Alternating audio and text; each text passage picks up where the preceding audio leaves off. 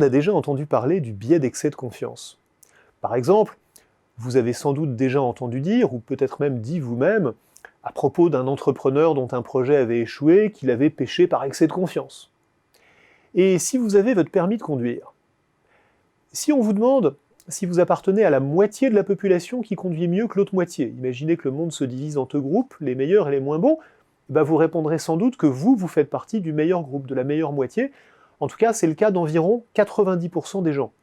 Évidemment, il est impossible que tous ces raisons excès de confiance. Le problème est que ces deux exemples recouvrent en fait des natures très différentes d'excès de confiance. Don Moore, qui est le grand spécialiste du sujet, en distingue même trois, et il en détaille les tenants et les aboutissants dans un livre récent qui s'appelle Perfectly Confident. Le premier type d'excès de confiance, c'est l'excès d'optimisme dans nos prévisions. C'est ce qu'on a vu dans l'exemple de l'entrepreneur qui aurait fait une prévision trop optimiste. Il est très fréquent, c'est à lui par exemple qu'on doit le biais du planificateur, c'est-à-dire la tendance à presque toujours sous-estimer combien de temps il faudra et combien d'argent il faudra pour réaliser un grand projet.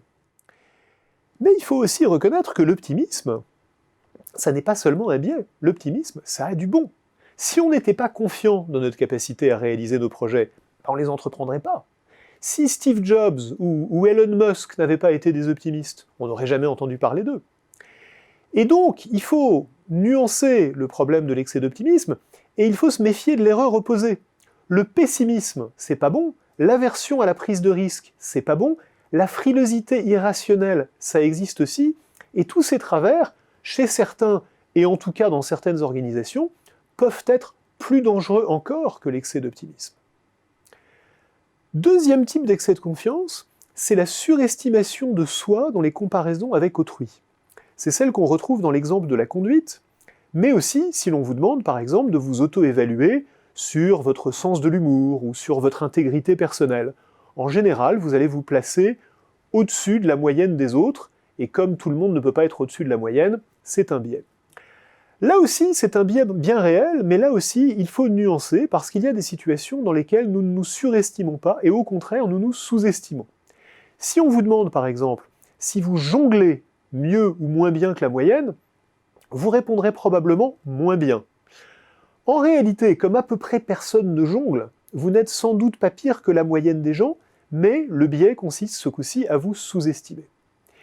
Surtout, là aussi, le biais de surestimation de soi a aussi du bon, parce que l'erreur inverse existe et est dangereuse. Songez par exemple aux adolescents et aux nombreux adultes qui comparent leur apparence physique avec les images parfaites que leur renvoient la publicité et les médias. C'est facile de se persuader qu'on est inférieur à la moyenne quand on en a une vision aussi déformée. Se sous-estimer par rapport aux autres, manquer de confiance en soi, en somme, ça n'a rien de bon.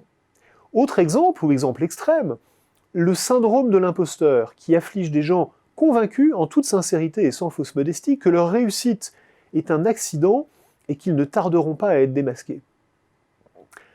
En somme, ces deux types d'excès de confiance, l'excès d'optimisme et la surestimation de soi, sont tous les deux bien réels, mais pas forcément, pas toujours désavantageux.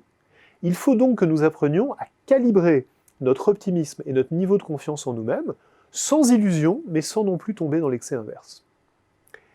Il existe un troisième type d'excès de confiance, moins évident, mais sans doute plus important, c'est ce qu'on appelle la surprécision.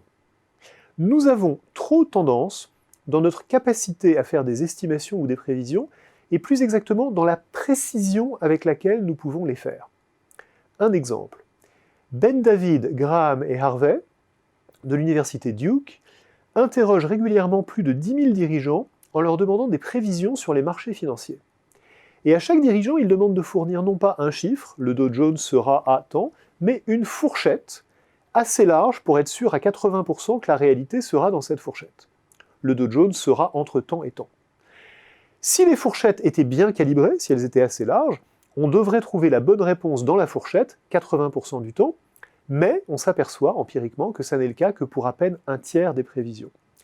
Les prévisions des dirigeants souffrent donc d'un excès de précision, d'une surprécision. Soyons clairs, cela n'a rien à voir avec l'optimisme. Les prévisions peuvent être optimistes ou pessimistes, dans les deux cas, nous avons trop confiance dans la précision avec laquelle nous pouvons faire ces prévisions elles-mêmes. Nous sommes trop sûrs, trop confiants dans notre capacité à prévoir l'avenir. Pourquoi est-ce que c'est un problème? Parce que contrairement aux deux premiers types d'excès de confiance, la surprécision n'a pas vraiment de contre-exemple. En l'absence d'un entraînement spécifique qui peut permettre de la corriger, la surprécision semble affliger à peu près tout le monde. Et tandis qu'on voit bien l'avantage de l'optimisme et l'avantage de la confiance en soi, se faire des illusions sur notre capacité à prévoir l'avenir ne nous apporte en vérité pas grand-chose de bon. Le remède existe. Nous pouvons nous forcer à considérer ce qui pourrait démentir nos prévisions. Nous pouvons, encore mieux, nous entourer de gens qui nous remettent en question. Ça va nous amener à élargir nos intervalles de confiance et à nous dire que nous sommes moins sûrs de l'avenir que nous ne le croyons. Nous pouvons même apprendre à utiliser des distributions de probabilités pour calibrer notre niveau de confiance dans l'avenir. Bref, nous pouvons apprendre à apprivoiser l'incertitude, à l'accepter, à vivre avec elle, plutôt qu'à nous bercer de l'illusion que nous sommes capables de la dissiper en prévoyant l'avenir avec certitude. Par les temps qui courent, c'est un atout important.